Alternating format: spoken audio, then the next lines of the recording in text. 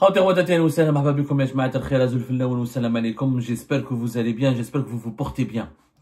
La crise entre l'Algérie et la France devient un problème personnel. La crise entre l'Algérie et la France devient un problème personnel. On n'est plus dans le conflit diplomatique habituel entre deux entités, entre deux États, entre des classes politiques ou des classes dirigeantes. Nous sommes dans le cadre d'un problème personnel qui oppose le ministre français de l'Intérieur, Bruno Retailleau, aux dirigeants algériens. Les dirigeants du régime algérien n'ont pas de problème avec la France, ils ont un problème direct avec Bruno Retailleau.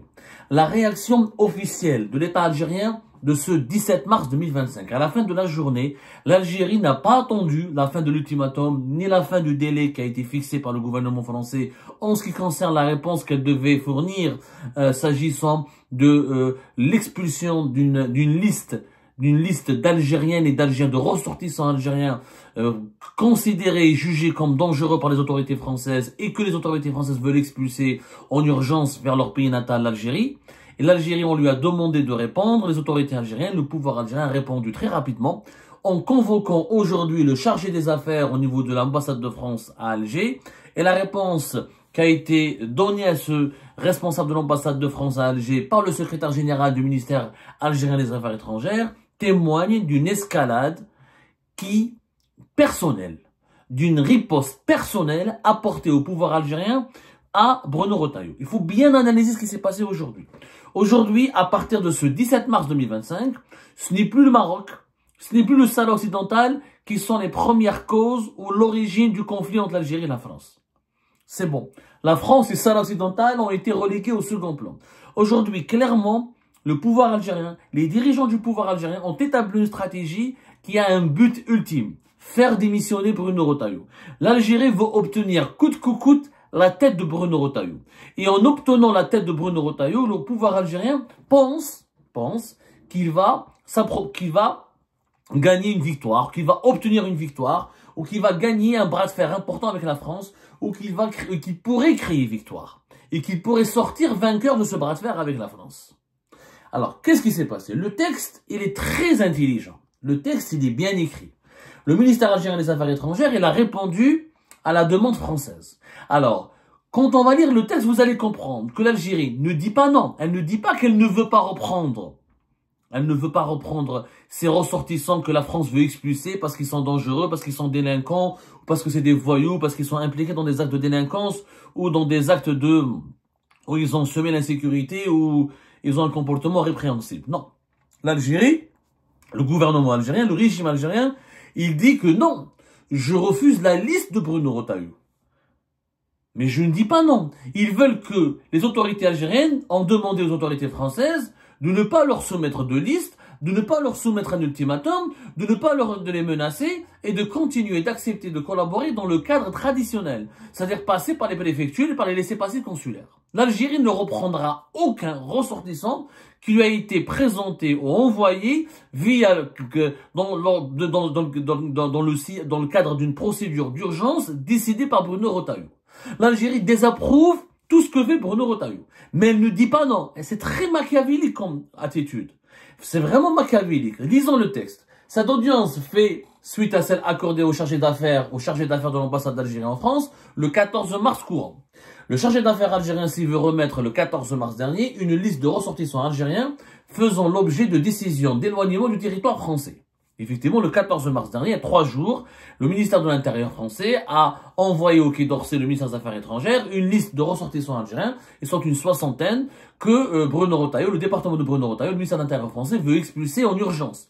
C'est des expulsions urgentes. C'est-à-dire, ils sont algériens, ils ont les papiers algériens, leur nationalité algérienne et leur identité algérienne a été confirmée, et les autorités françaises, le ministère français de l'Intérieur, ne veut pas passer par les laissez-passer consulaires. Il ne veut pas attendre la délivrance de laissez-passer consulaires. Il estime qu'ils sont algériens et qu'ils représentent un danger pour la sécurité nationale et pour l'ordre public de la France, et donc l'Algérie doit les reprendre en urgence. C'était ça la demande du 14 mars dernier, présentée au chargé d'affaires. Pourquoi chargé d'affaires? Parce qu'il n'y a pas d'ambassadeur. Nous n'avons pas d'ambassadeur, l'Algérie n'a pas d'ambassadeur à Paris. Donc c'est le chargé d'affaires qui a été convoqué, qui a été convoqué au ministère des Affaires étrangères français. Donc l'Algérie répond, mais cette fois-ci, en France, il y a un ambassadeur. Mais comme ils ont convoqué chaque semaine, ils convoquent Stéphane Romaté, l'ambassadeur français, le pauvre, tout ça, le pauvre, personne n'aimerait être à sa place. Comme il se fait malmener chaque semaine, donc la France, l'Algérie a décidé d'appliquer la réciprocité. Donc elle a convoqué le chargé d'affaires de l'ambassade de France, et pas l'ambassadeur. Sachant, encore une fois, c'est une remarque importante, si les autorités françaises ont convoqué le chargé d'affaires de l'ambassade d'Algérie en France, c'est parce qu'au niveau de l'ambassade d'Algérie en France, il n'y a pas d'ambassadeur depuis le 30 juillet 2025. Passons cette parenthèse qui un peu illustre le caractère inédit, si on ne peut pas dire la dimension extravagante des relations franco-algériennes ou algéro-françaises en ce moment. Donc, dans cette réponse, l'Algérie réaffirme son rejet catégorique des menaces et des velléités d'intimidation, ainsi que des injonctions, des ultimatums et de tout langage comminatoire. Donc, la réponse de l'Algérie, elle s'adresse à Bruno Retailleau. Qui menace l'Algérie? Bruno Retailleau. Le ministère de l'Intérieur. Qui lance des ultimatums? C'est Bruno Retailleau. Qui parle de réponse graduée, de délai, d'épreuves de vérité? C'est Bruno Retailleau. Donc, l'Algérie répond d'emblée à Bruno Retailleau. Son problème aujourd'hui, le régime algérien, c'est le diable absolu, le grand méchant, c'est Bruno Retailleau. L'Algérie affirme son rejet catégorique des menaces et des velléités d'intimidation, ainsi que des injonctions, des ultimatums et de tout langage comminatoire. En outre, l'Algérie désapprouve l'approche sélective de la France vis-à-vis des accords bilatéraux internationaux liant les deux pays. Elle réaffirme qu'en ce qui la concerne, l'Algérie n'est animée que par le souci de s'acquitter de son devoir de protection consulaire à l'égard de ses ressortissants. S'agissant de la démarche de la partie française, celle-ci a été rejetée par les autorités algériennes sur les plans de la forme et du fond. L'Algérie a dit non sur la forme et sur le fond à la liste présentée par Bruno Retailleau des ressortissants algériens que le ministère français de l'Intérieur veut éloigner en urgence du territoire français. Sur la forme, l'Algérie a fait valoir que la France ne pouvait unilatéralement et à sa seule discrétion, décider de remettre en cause le canal traditionnel de traitement des dossiers d'éloignement. La partie française, par conséquent, a été invitée à respecter la procédure établie en la matière, en suivant le canal d'usage, celui entretenu entre les préfectures françaises et les consulats algériens compétents, et en préservant la manière de traitement habituelle, celle de procéder au cas par cas. Donc l'Algérie ne dit pas qu'elle ne veut pas reprendre ses ressortissants. Elle dit, moi je vais étudier le cas par cas, je n'accepte pas de liste. Vous voulez expulser des Algériennes et des Algériens? Vous voulez les éloigner du territoire français? Vous contactez les consulats algériens qui sont 20, qui sont, Allah avec un grand réseau, 20 consulats algériens en France. Ça fait quand même beaucoup, hein, c'est énorme. Hein. Vous contactez les consulats algériens, les préfectures contactent les consulats, et on va étudier du cas par cas pour obtenir les laissez-passer consulaires. Donc l'Algérie insiste. Elle ne dit pas non. Elle restreint, elle complique, elle ralentit les expulsions en les soumettant, les expulsions de ressortissants algériens, en les soumettant à un canal, un processus qui est long, qui est bureaucratique et qui nécessite beaucoup de temps et qui nécessite une intervention soignée et minutieuse des services des consulaires. Sauf que le problème, il est là. C'est qu'à chaque fois que la France, les autorités françaises et les préfectures françaises saisissent les consulats algériens, les laissez-passer consulaires sont rarement débloqués ou sont rarement délivrés dans les délais impartis. Et souvent, le taux d'exécution des OQTF, le taux de réponse, en général, on parle de 40 à 42%. Au moins 60% des laissez-passer consulaires demandés par les autorités françaises sont rejetés. Ça, c'était avant le début de la crise diplomatique entre l'Algérie et la France. Et depuis juillet 2024, depuis fin d'année 2024, les laissez-passer consulaires ont chuté. On n'a pas les chiffres réels, mais selon différentes sources, au moins, on est entre 20, 20%, entre 20 et 15%. Alors qu'on était à 40% en moyenne entre 2023 et 2024, notamment au début de l'année 2024. Et en 2023, quand les relations étaient plus ou moins stables. Donc l'Algérie, elle dit à Bruno Retailleau, je n'accepte pas ta liste, je n'accepte pas ta méthode, je n'accepte pas ta façon de faire, je n'accepte pas tes menaces, je n'accepte pas tes ultimatums, tu dois passer par les consulats et c'est à nous de décider du cas par cas. C'est à nous de décider, est-ce qu'on est d'accord, est-ce qu'on n'est pas d'accord, à nous de vérifier. En fait, les autorités algériennes veulent empêcher à tout prix Bruno Retailleau d'obtenir de l'efficacité pour son propre bilan, parce que Bruno Retailleau est en campagne électorale pour son parti de la droite, les Républicains. Il a des ambitions présidentielles pour succéder à Emmanuel Macron en 2027. Et comme il incarne, comme il fait de l'Algérie son principal argument de campagne électorale et son principal argument politique pour sa carrière, et comme il est volontairement et foncièrement anti-algérien, et il considère que que la première menace contre les intérêts de la France et contre la sécurité nationale de France, la sécurité nationale de la France, ça vient directement de l'Algérie, du pouvoir algérien. Donc le pouvoir algérien, il en a fait une affaire personnelle. Le pouvoir algérien, il a fait du conflit avec Bruno Retailleau une affaire personnelle.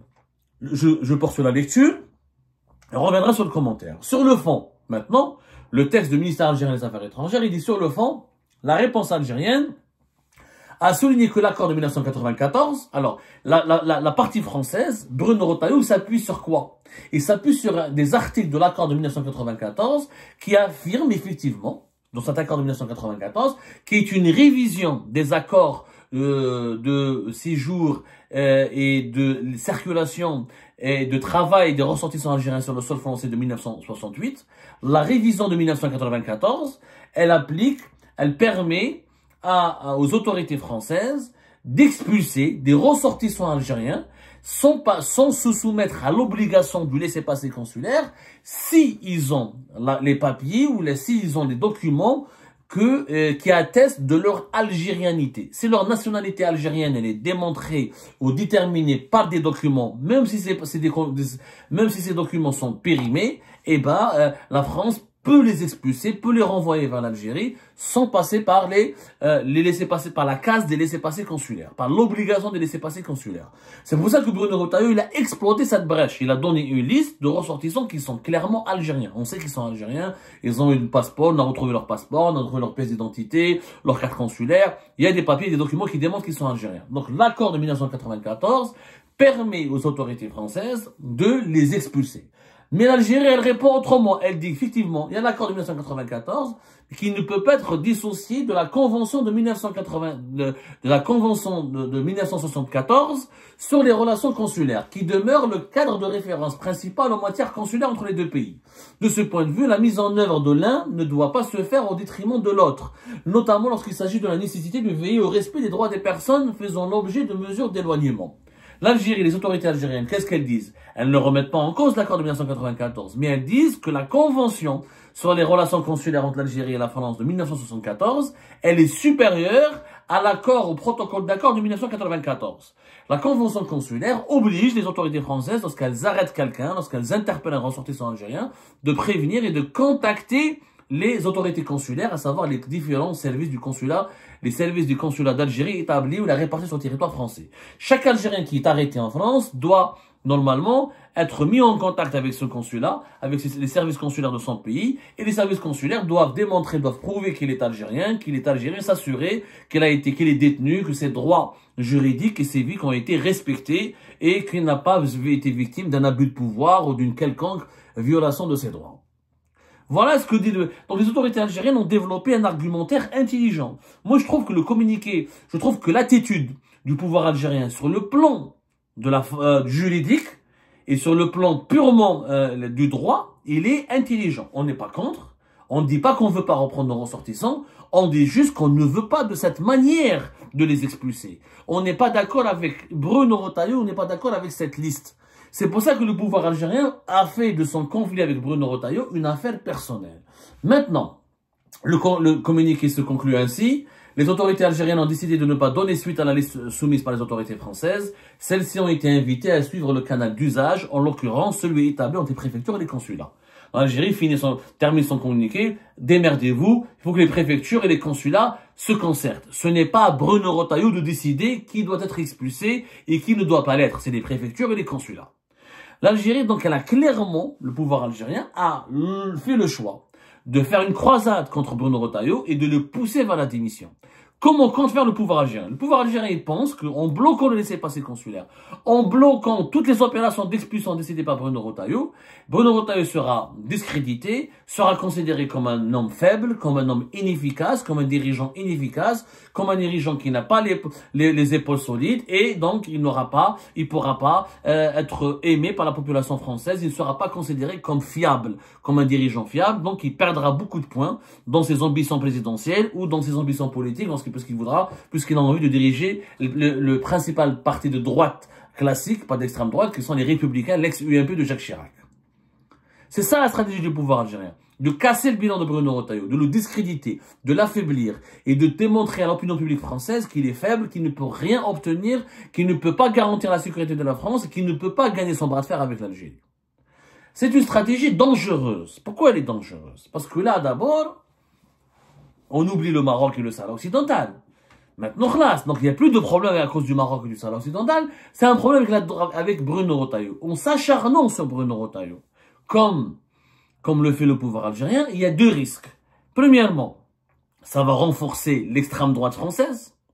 Parce que l'extrême droite française, qui a un sentiment anti-algérien, et la droite dure et conservatrice, qui a un sentiment anti-algérien, il y aura de plus en plus de Français qui vont aller dans le sens de la droite dure et conservatrice et de l'extrême droite. Puisque le pouvoir algérien, il oublie une chose, c'est que en s'attaquant à Bruno Retailleau, il démontre aussi aux Français, il alimente un sentiment de peur et un sentiment d'angoisse, puisque les Françaises et les Français simples et ordinaires, ils vont se dire, attention, on peut pas expulser les voyous algériens, on peut pas expulser les ressortissants qui sont au profil dangereux, ce sont des délinquants, ils vont rester chez nous, ils vont semer le chaos, ils vont nous agresser encore une fois, là on est en insécurité, personne ne peut nous protéger, donc ils vont, l'image négative de l'Algérie auprès de la droite française, elle va s'aggraver. La détestation de l'Algérie et le sentiment anti-algérien au sein de la droite et l'extrême droite française, il va grandir. Et même les Français qui étaient modérés auparavant, ils risquent de rallier la droite et l'extrême droite, puisqu'ils vont se dire, attends, mais c'est un pays, le régime algérien, c'est un régime de voyous. Il veut exporter tous les voyous de l'Algérie vers la France. Ils veulent pas reprendre leurs ressortissants. Ils nous veulent du mal. Ils veulent toucher à notre sécurité. Donc, ils vont adopter les idées de la droite et de l'extrême droite. Donc le sentiment anti-algérien va se diffuser au sein de l'électorat français, au sein des Françaises et des Français qui vont voter, au sein de la population française tout court. Donc pour les prochaines, même si l'Algérie va obtenir la tête ou va décapiter Bruno Retailleau, elle est en train d'alimenter l'extrême droite et la droite anti-algérienne. Je parle de la droite nationaliste, la droite dure, la droite conservatrice, parce qu'en France, la droite qui est modérée, elle existe, mais elle est pas aussi audible que la droite dure, la droite nationaliste, conservatrice et l'extrême droite. Le sentiment anti-algérien, donc, il va permettre à cette extrême droite, notamment, de gagner des prochaines élections. Parce que Marine Le Pen, Éric Ciotti, Éric Zemmour vont tous profiter de cette politique du régime algérien qui ne veut pas reprendre ses ressortissants, qui donne l'impression, parce que le Français et la Française ordinaire, ils vont pas comprendre ce que c'est que les accords de 94, les accords de 74. Pour eux, il y a un voyou, il y a un Algérien voyou qui menace, qui tue, armes blanches, cambriolage, et ces voyous, on peut pas les expulser, ils risquent d'être relâchés en pleine nature. Donc pour eux, c'est une menace. Donc ils vont vers le camp qui leur dit la menace vient de l'Algérie, votez pour nous, on va nous rompre les relations avec l'Algérie, on va se battre avec l'Algérie, on va se battre contre l'Algérie, on va se bagarrer contre l'Algérie. Donc ces Français et Français modérés vont aller vers l'extrême droite. Et plus tard, on se débarrasse peut-être de Bruno Retailleau, peut-être, parce que rien n'est sûr que le régime algérien va obtenir la tête de Bruno Retailleau. Parce que là, pour le moment, je vois mal comment le gouvernement français va désapprouver, parce que ni Emmanuel Macron, ni François Bayrou, ni le Parlement français ne risquent de désapprouver Bruno Retailleau pour faire plaisir au pouvoir algérien. Là, ça va faire de la France un pays humilié, un pays petit, un pays qui se rabaisse. Je crois pas que la France a envie de se rabaisser face au régime algérien.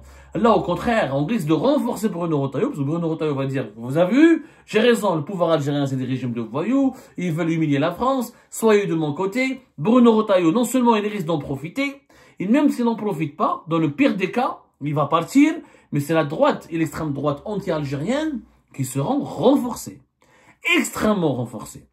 et qui pourront donc, à cause du régime algérien, grignoter des points et plus tard arriver au pouvoir. Parce que le problème de Bruno Retailleau, c'est quoi? C'est qu'il ne peut pas aller très loin, lui, dans ce conflit diplomatique avec l'Algérie, parce qu'il n'est que ministre de l'Intérieur. Il ne peut pas décider de tout. Le pouvoir algérien, il a tous les pouvoirs. Il peut décider de tout. Il peut sanctionner tout. Il a plusieurs leviers. Il peut s'attaquer au front économique, au front diplomatique, sur le front de la coopération culturelle, sécuritaire, parce que c'est un pouvoir homogène. Bruno Retailleau n'est que ministre de l'Intérieur. Parce qu'il est uniquement ministre de l'Intérieur, qu'il ne peut pas, dans sa riposte, aller au-delà de certaines limites, parce qu'il n'a pas les prérogatives de président de la République ou du Premier ministre en France. Il n'est pas Premier ministre, il n'est pas Emmanuel Macron, pas encore. Mais c'est demain, le sentiment anti-algérien prend de l'ampleur. Et il va croître de façon exponentielle jusqu'à ce qu'il puisse jusqu'à ce qu'il puisse alimenter la campagne de l'extrême droite. Et si l'extrême droite demain arrive au pouvoir en 2027, il y aura un président de l'extrême droite. Là, ça sera une autre chanson. Là, ça sera une autre affaire. Là, on aura un conflit direct, beaucoup plus dur. Et là, un président français de l'extrême droite pourrait riposter et faire mal au pouvoir algérien parce qu'il aura les pleins pouvoirs en tant que chef d'État. Il ne sera pas uniquement ministre de l'Intérieur. Donc cette stratégie, elle est à double tranchant. On estime, le régime algérien pense au court terme. Il a envie de déstabiliser le plus rapidement possible Bruno Retailleau pour le pousser vers la démission. Il mise sur les divisions politiques internes en France. Bruno Retailleau ne fait pas partie du camp de Macron. Le Parlement français il est divisé. Aucune formation politique n'a pour le moment la majorité absolue. Donc il dit que la France elle est divisée. Il joue là-dessus. Mais ils pensent pas au long terme. C'est qu'au long terme, les lobbies anti-algériens vont s'alimenter et s'auto-alimenter grâce à cette bras de fer avec le régime algérien et l'opinion publique française risque de se droitiser et le sentiment anti-algérien va devenir encore une fois plus populaire qu'avant. Et là, ça va nous jouer des tours pour 2027. Et quand on fait de la politique, quand on est dans des bras de fer diplomatiques, on ne pense pas uniquement au court terme. On doit penser au long terme. C'est la même erreur qu'on a faite avec l'Espagne. Rappelez-vous, en Espagne, en 2022, lorsque juin 2022, le régime Tebboune décide de geler toutes ses relations avec l'Espagne et de geler les traités d'amitié. On pensait qu'on allait déstabiliser l'Espagne dans les mois à venir. Sauf que l'Espagne, elle a patienté. L'Espagne, elle a patienté. Les grands pays, l'Espagne, la France, ils ont les moyens de patienter. Ils ont le souffle long.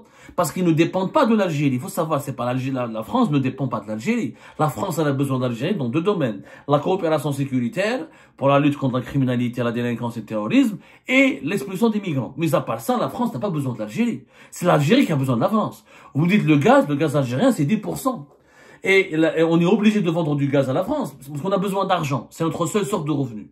La France, demain, tu veux pas lui acheter du gaz, elle s'est émancipée du gaz russe, elle peut acheter Qatari, elle peut acheter du Niger, elle peut acheter du Nigeria, elle peut acheter ailleurs. Mais donc, le cas de l'Espagne nous a démontré, on a eu une année et plus 2 ans, de mars 2022 jusqu'à mars 2025, 2 ans de conflits diplomatiques, avec une intensité variable, avec une faible intensité depuis fin de l'année 2024, début de l'année 2025, mais une grande intensité un conflit de grande intensité diplomatique et politique entre 2022 et 2023, et le gaz n'a jamais été rompu. L'Algérie ne peut pas se permettre de ne pas vendre son gaz.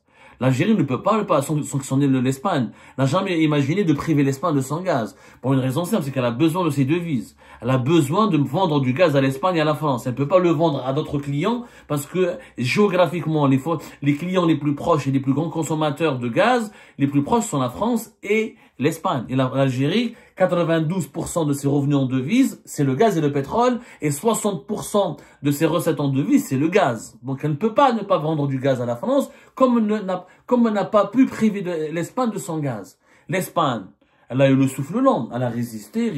2 ans après, le régime algérien est venu vers l'Espagne, il est revenu à de meilleurs sentiments, il s'est réconcilié. Sans que l'Espagne ne fasse la moindre concession. Et on a fait ce qu'on est en train de faire avec la France, on l'a déjà fait avec l'Espagne. On voulait plus reprendre les haragas, on a suspendu la coopération bilatérale en matière de lutte contre l'immigration clandestine, on a les gardes-côtes algériens ont suspendu leur relation et leur coopération avec les gardes-côtes espagnols, avec l'Espagne, on est parti encore plus loin, on a même suspendu certaines liaisons aériennes, on a boycotté les produits espagnols, on a empêché les entreprises espagnoles d'exporter vers l'Algérie, on a arrêté les importations depuis l'Espagne.